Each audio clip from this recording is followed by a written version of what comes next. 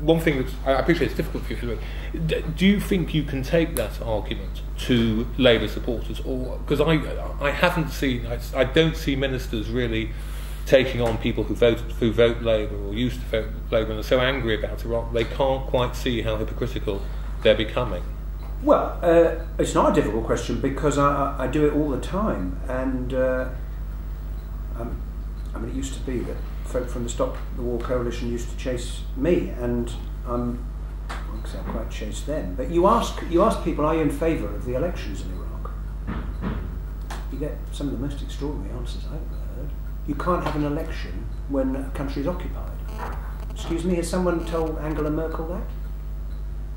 Germany still has foreign troops on its soil. The German democracy after the end of the Second World War was built when the country was occupied. It's not a real election.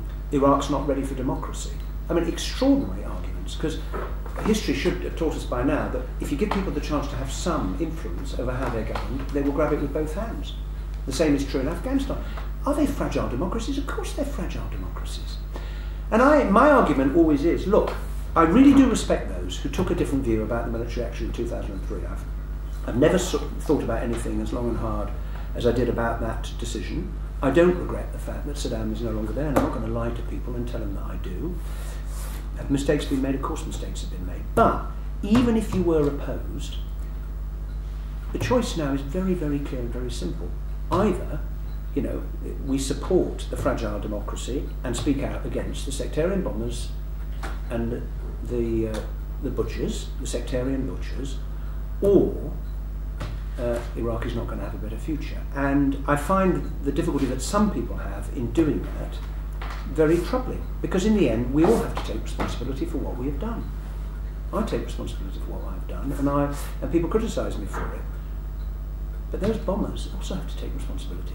And you end up, it seems to me, if you don't enable that to happen, you end up infantilising them. It's like, oh, look what you made me do. You made me drive a truck bomb into the market and blow up 70 of my fellow Iraqis. Excuse me? You got a choice.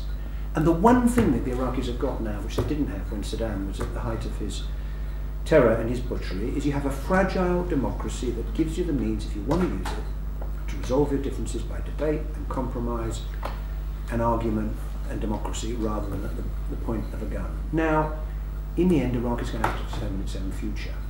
That's absolutely clear. But it's, you know, it's a very hard test, and it's a very hard lesson. And I remember a letter I was written just before the military action in 2003 by someone who was bitterly opposed to what we were about to do. And they said at the bottom, by the way, why on earth didn't we overthrow Saddam at the end of the first Gulf War?